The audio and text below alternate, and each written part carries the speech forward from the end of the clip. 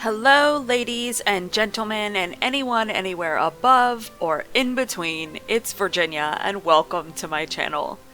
Today, I'm bringing part 2 of the Strange-stravaganza and building the oh-so 80s-tastic Wheeler home. This is the home of Mike and Nancy, two of our main heroes in the roller coaster ride that is Stranger Things. This home is a split-level, classic 80s suburban home with 4 bedrooms and 2.5 baths.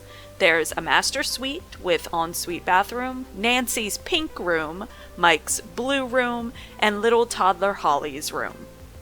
This build runs you about 140,000 simoleons and is placed in a random lot in Newcrest because the Wheelers live in a cul-de-sac. There's nothing really fancy about the atmosphere of the place that they live, as opposed to, where the buyers live. So, as with all my builds, this is CC free and full of way too many little nitpicky details, so of course I had to go in and cut down things in the build because it was way too long. But as always, I left in all the important bits and basically just cut out, me spending 30 minutes putting clutter. But don't worry, there's plenty of clutter footage for you to witness. So I hope you enjoy it and all of the clutter, especially the basement. So anyway, I'm just going to talk about the build a little bit before we jump in today's deep dive into Stranger Things history. So as I said before, this is a classic split-level suburban home, and truth be told, I despise split-level homes. I don't know why. There's something about the look that I just am not a fan of. I live in Virginia. Yes, my name is Virginia, and I live in Virginia. I'm aware of that. I was not born in Virginia. My parents were not that mean. It is a family name. My grandmother was named Virginia. But anyway, we moved to Virginia when I was about 4 from Arizona. And ever since then, it's been an ongoing joke because I've basically lived in this state for the entirety of my life. Fun times. Anyway, in Virginia, there are a lot of split-level homes. There's a lot of, I guess 70s and 80s housing developments still kicking around. So we see these a lot, and I guess I just associate them with, I don't know, yuppies? Not that there's anything wrong with yuppies, only there is. Only there is. So I'm not a huge fan of split-level homes, but I am a huge fan of the show, so I decided to swallow my pride, put my aesthetic aside, and take a stab at the Wheeler house. And besides the Buyer home, I think that the Wheeler house gets the most action in the show.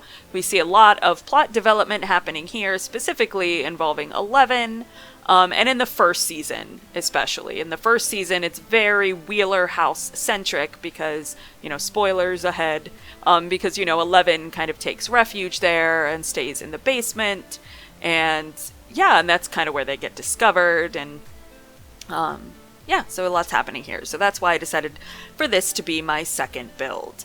One thing to note is that the back of the build, there wasn't a lot of footage of it, and I believe that this house is actually on like a pretty big hill, so the basement is actually exposed in the back, so you can just kind of walk out of the basement via a back door, but that wasn't really realistic for me to be able to do in The Sims, so I went ahead and I just make a stairway going down into the basement, so forgive that, that's not entirely accurate, but the different windows, and towards the end I will change the entire back of it from siding to all brick, and that is taken directly from a screenshot from the show. So I put some screenshots at the end just to show you some of the similarities of the build. So I hope that you can, kind of see how much attention I put into this. So here you can see I'm doing the floor plan, and the floor plan, there's actually not a lot of complete walls specifically on this first floor. I believe I do cut out a lot of doing the upper floor plan, so the upstairs floor plan, because it took me so long to try and get right. Because you kind of see where the doors are in the show, but it's a set. So they're not actually filming in a home. So the set is a little bit different than the actual house that they use for the exterior. So I had to manipulate it a little bit to get it to where it would all fit and make sense. And I will note that if I am talking over it about something about history and mind control, when it happens, I know that there is a window being intersected by a wall between Nancy and Mike's room. I am aware of that. It was something I just had to accept, and I hope you can accept too, because I was fighting with that floor plan for so long, and I was done at that point. I was like, we're so done here. I love you, Stranger Things. I love you, Wheelers. Oh, really quick, this is a cool little technique where you put the, you put that little, spandrel, is that what it's called? On a wall, and then you just move the entire wall in, so you can kind of get it to be almost like a larger archway in your builds, in case you don't want an actual archway. So that's a little fun tip there from one builder to another, to add more detail to your home. Yeah, so I did cut out the floor plan here. So now I'm going to go into putting a lot of the wallpaper and everything. You see I got Nancy's room in the pink, and I got the blue for Mike, and I just kind of made up the other ones, just tried to stick with the same aesthetic. So wallpapering, and then I'm going to jump into actually doing the, decor inside. I'm going to start furnishing this build, but I'm going to go ahead and choose this time to jump into our deep dive into Stranger Things history. So we're going to be taking a look today specifically at the character of Eleven, and Hawkins' lab, Dr. Brenner, and the whole story of Eleven's mother, Terry Ives, and how that correlates with real history. So just to recap, spoilers ahead, Eleven is a young girl that was raised in a scientific research facility called Hawkins' Lab. She was the daughter of Terry Ives, a woman that underwent psychedelic drug experiments, which apparently led to her daughter inheriting the psychokinetic abilities. She can move stuff with her mind. Woo. So Eleven's powers were born into her, and then honed and perfected by years of experimentation and strict behavioral modification. Now, these things were all very horrific. The show illustrates just how damaging the treatment was to Eleven, and how her constant isolation led to some serious and pretty understandable psychoses. Like fear of abandonment, claustrophobia, opening up the gates to the nether realm, the upside down. I know that's what it's called, but anyway. The scariest part of Eleven's story is not her contacting creepy demogorgons and, unleashing hounds upon the world, but the scariest part is that her story is partially based in real-world events. So most people have heard of MKUltra, a secret CIA project conducted over about a decade. I'm using air quotes because nobody really knows when it started and when it ended, or if it ended. But the truth of MKUltra, is a little bit creepier than some people would imagine that it would be. So the idea under MKUltra is a secret CIA project conducted to discover mind control techniques. So mind control. Regardless of any facts or theories that I present in this ongoing monologue, I do want to make it clear that there is documented proof that the CIA, the Central Intelligence Agency of the United States government, conducted illegal experiments, and that these experiments took place without the informed consent of the people subjected to them. End of story. Those are the facts. But anyway, let's jump back. Let's start at the beginning. So, MKUltra, as it is named, began in 1953. Other projects had been happening previous to that, but MKUltra, as it stands for what we're talking about, began in 1953 at the hands of the CIA director at the time, Alan Dulles, and was headed by a man named Dr. Sidney Gottlieb. Apparently, the need for this type of mind control research was partially influenced by Korean War POWs returning to America, speaking ill of capitalism and American culture, and therefore making the military believe their minds had been somehow altered during their captivity. So remember, if you watched my last video, and if you didn't, you should, this was at the heart of the Cold War.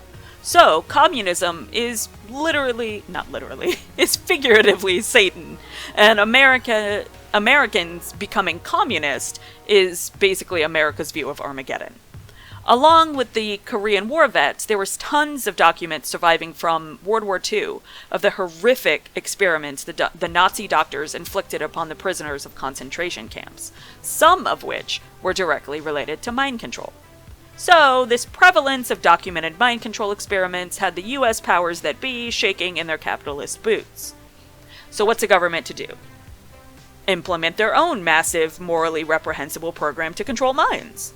Easy peasy, right? So, I wanted to make it clear from the start what the government was actually searching for, or what they said they were searching for, what they hoped to accomplish by all of these illegal experiments. So this is straight from a document from 1955, one of the few surviving documents of MKUltra. So they wanted to discover substances which will promote illogical thinking and impulsiveness to the point where the recipient would be discredited in public. Materials which will cause the victim to age faster and/or slower. Materials which will promote the intoxicating effect of alcohol. Materials and physical methods which will produce amnesia for events preceding and during their use. And substances which alter personality structure in such a way the tendency of the recipient to become dependent upon another person is enhanced.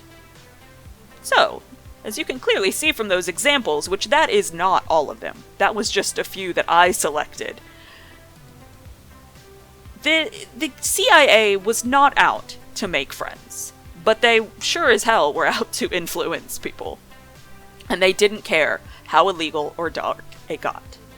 So, with the backing of the government, the CIA created fronts, fake companies and organizations that funded this research and outsourced the actual dirty work to other places, such as private hospitals, universities, and other types of research facilities.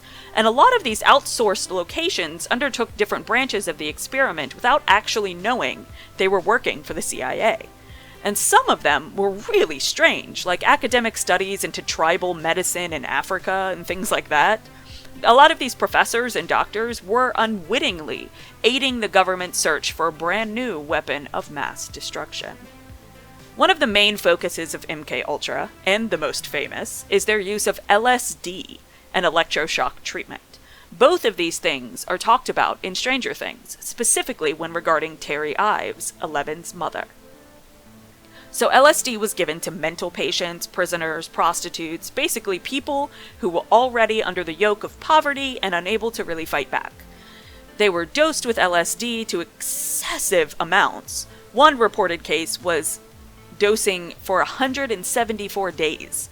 174 days of LSD doses. That's crazy. Literally. And for those of you who don't know much about drugs, first off, good for you, don't do drugs. But second, LSD is a hallucinogenic drug that induces intense hallucinations. Visual, auditory, tactile hallucinations. You see things, hear things, feel things, taste things. It messes you all up. People have thrown themselves off buildings and drowned their own children while under the effects of this drug. It's not like having a small hit of a blunt at a party. Like, this is serious psychotropic insanity. And the government, our government, was purposefully forcing people to endure these trips, oftentimes entirely in isolation. And everyone knows, if you're gonna try to trip balls, you need yourself a trip sitter. Because we all know that, right? We all know that. Everyone knows that.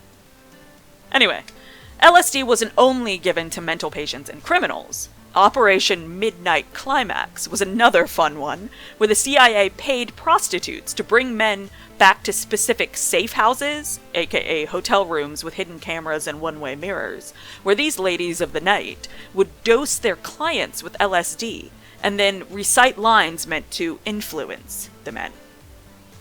And these women were very highly paid for this, for their undertaking of this assignment, and for their silence. And I will once again say that all of this was done without the informed consent of anyone participating. I may say this 1,000 times before the end of the video, but it's because it's that important. The CIA began testing LSD on other subjects, as Dr. Gottlieb thought that controlled environments didn't give a good read on the actual real-world use of LSD as a weapon. That's when random dosing began. It was said to have been a hazard of the job at the CIA during the 1950s, being randomly dosed with LSD without prior knowledge. So just imagine, it's DC, and there are CIA agents running around tripping balls. Imagine how terrifying that must have been for them, and for everyone around them. People on acid are usually pretty easily picked out of a crowd. And according to more than one source I looked into, eventually these dosings led to random events of surprise LSD additions at things like restaurants and hotels, so on the general population. So people unrelated to the government were suddenly being drugged. This is all super ethical. So another massive case involving MKUltra was the case of Dr. Cameron and the Allen Memorial Hospital Psychiatric Facility in Montreal, Canada. Here, Dr. Cameron was utilizing electroshock treatment to try and correct schizophrenia. The CIA was interested in his work and thus gave him a healthy chunk of money to delve in deeper. While under Dr. Cameron, patients were often admitted to the hospital with complaints of general depression, anxiety. The majority of his victims were admitted with postpartum depression after having a child. But these admittees were forcibly sedated for a month, sometimes more, and subjected to 3 to 4 doses of electroshock treatment every single day. So as a gauge for how excessive this is, electroshock treatment is still in use today, but at most, people undergo the treatments maybe weekly, but most of the time, it's maybe once or twice a month. Dr. Cameron was doing this to people daily. He wanted to essentially restart the brain from ground zero, removing all the bad parts, and by removing I mean frying, and being left with only the good parts. Which is a great theory, but it had an awful result. AKA, it just didn't work. And some patients were left so fried they couldn't even use the bathroom by themselves. They reverted basically to infancy, and they had no actual adult abilities anymore, and they lost who they were almost in their entirety. And once again, we can see a direct correlation from these events to events in Stranger Things, and how Hopper and Joyce, and eventually Eleven herself, find Terry Ives. She's basically catatonic. Those sorts of cases were real. Granted, if you just go by the series, Terry endured one massive dose, but in real life, these people underwent countless massive doses. A lot of people in Allen Memorial were also dosed with LSD without consent, and then left to endure the hallucinations alone. Because that's a really smart thing to do to people seeking psychiatric treatment. Fill them with hallucinogens and ignore them. Well, in hindsight, I guess if you replace the word hallucinogen with sedative, our mental health system hasn't changed that much. Bam! Take that, Big Pharma, and the sorry state of mental health care in this country. Hashtag shame. Hashtag justice for Barb. Now, anyway, so all of these things are awful and horrific and downright dystopian when you think about it. A government agency trying to control minds? Like, what is this? Cyberpunk 1955? But if you get deeper into researching MKUltra and all of the similar projects, you'll soon discover that there is an almost unanimous agreement amongst historians and scholars that MKUltra didn't end up being about mind control at all. Perhaps it was never meant to be about that in the first place. What it really dealt with was torture. The government was looking for more effective ways to torture information out of their enemies. In the time of the Cold War, spies were in the walls, as far as basically everyone was concerned, and no price was too high to keep our government secrets safe. But sadly, that price was the lives of countless innocent people, whether they actually died or whether they honestly probably would have been better off if they had. The entire scope of MKUltra will never be known, because in 1973, during the Watergate panic, CIA Director Richard Helms had most of the MKUltra documents destroyed. And tragically, after his retirement, Dr. Gottlieb dismissed the entire study, his life work, saying that it was completely useless. So all of it, the things that they did and all of the things that these people endured was for nothing. So there were more, like I said, there were more projects like this, Operation Bluebird, Operation Artichoke, like there are so many of them. Some of them were precursors that led directly into MKUltra. You know, dealing with controlling people through hypnosis and forced addiction and forced assassinations. It's crazy.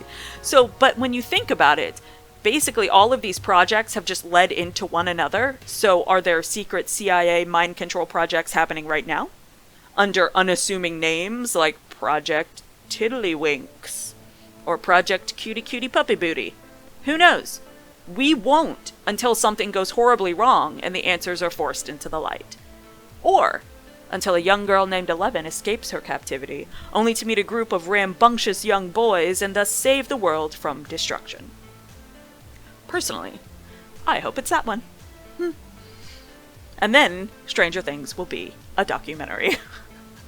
So, now that I have rambled endlessly about government conspiracies and how you should just never trust anyone, and wear tinfoil hats, and don't talk on the phone, don't go outside, live in a hole, make sure you bury your money in a mayonnaise jar in the backyard.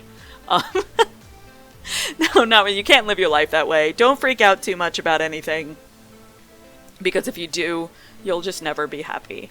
But at the same time, be mindful, and don't just disregard things. I think you have to have a good balance. I had a friend of mine tell me once that life is all about the balance between caring and not caring. If you care too much, then you'll just basically go crazy, and you'll never be happy. But if you care too little, then you're just a big old butthead, and nobody likes you. Nobody likes a butthead, except maybe Beavis and Butthead, and even then, it's a contentious subject. But, so, let's maybe talk about the build. So you can see one of my favorite rooms I think I've ever made, honestly, is Mike's room in this build. It's just so perfectly, adolescent boy. It just has the feeling, it has the color, it has the furniture. I know that in the show, Mike, I don't know if he has bunk beds. I think they are bunk beds. But so I just used that, canopied bed. I think that's from... What is that from? Is it from Cats and Dogs? Yeah, I think it's from Cats and Dogs. Anyway, it doesn't matter. I used that one to kind of, pretend to be a bunk bed. But yeah, I love that room. And Nancy's room, of course, I wanted to make it a really classic, 80s teen girl room. So it's got the posters. And I tried to do the poster placement and things like that as close as it was in the show. But I know that I left some things out. And, of course, that there is a window being intersected by a wall. But we're just going to pretend that's not there. If we can pretend that the government's not trying to control our minds, we can pretend that that window is not being bisected by a wall. From my mouth to your ears. So here I am finishing up doing the bathrooms of the upstairs. So this is I think I put that it was a 2.5 bath. I think that's what I said earlier, but it's actually a 3.5 bath. Because I do put a shower and a full bathroom in the basement. Where 11 actually gets changed. And I put a shower in there. So you actually have 3 full baths and then the half bath on the main floor. So, sorry about that. I fibbed in the beginning. Huh. Well, what do you know? I'm just like the government.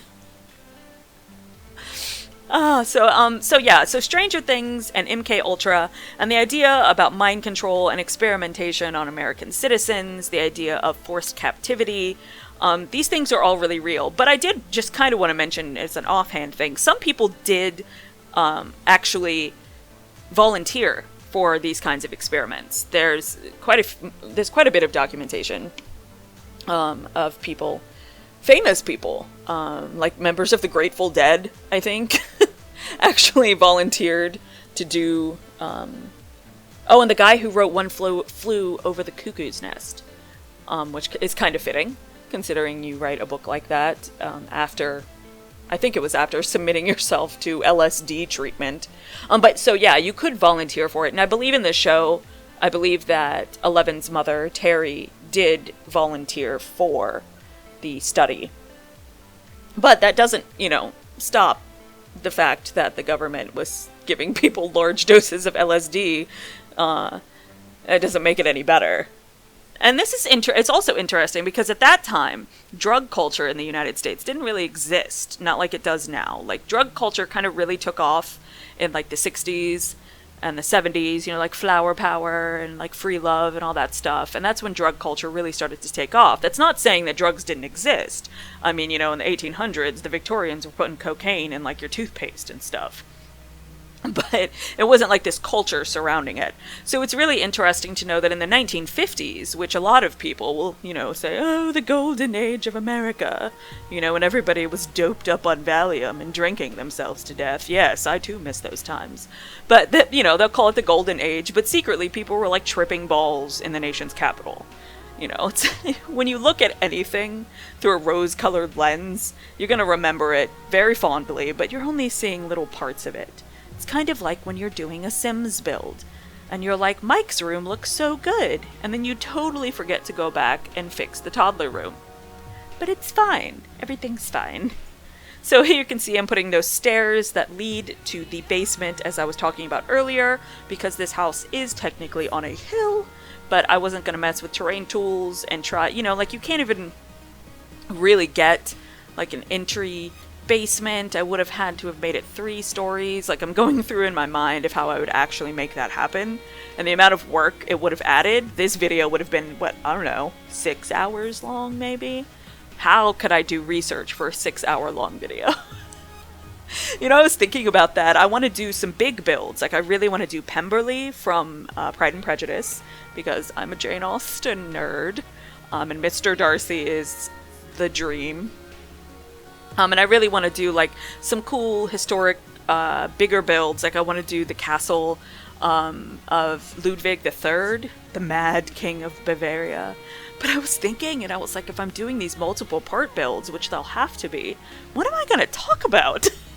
Like, I can't, I'll just sit there and read a biography on, like, Ludwig, and here on page 74, it'll be like an audiobook. Ooh, I should just read audiobooks. I think that's illegal. Maybe I can use, like, free use audiobooks, That's a really bad idea. Like, people don't watch these videos for the reasons I think they watch these videos. Like, I may be, 90% psychotic. Oh my god, what if the government tried to control my mind when I was a child? That's why I'm the way I am. No, but seriously. I know that a lot of people like to watch these builds, one for the build, and then one, just to kind of hear little interesting tidbits about building in The Sims and about the builder and, like, their lives. And here I am, like, did you know the government is controlling your mind? You know what? I'm filling a niche that needs to be filled. I feel like there aren't enough certified crazy Sims builders out there in the world. That's not true. I think we all might be a little bit certifiable. I don't know. If you have an idea of what niche I'm filling, just let me know in the comments. I might think it up when I write the description of this, and I'll let you know. Or we can all agree that, on like 12 different things. So just like Mike's room, I actually really like the way the basement turned out. I really like I love the clutter aspect of The Sims, and I don't own all of the packs, and I really need to because I need as much clutter as possible. I used to build with a lot of CC before I started making videos and uploading things, because like CC has great clutter and like great art and things like that.